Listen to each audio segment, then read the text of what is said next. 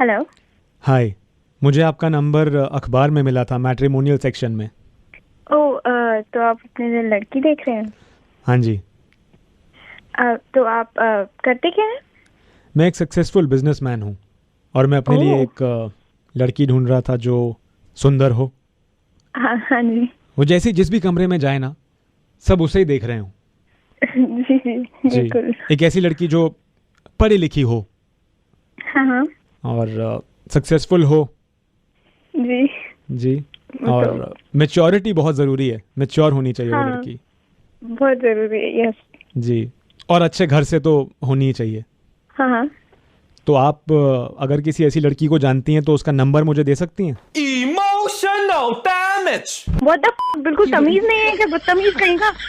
ये सब ऑलरेडी हूँ मैं, और मेरे को क्या फोन करे किसी और को ढूंढने के लिए?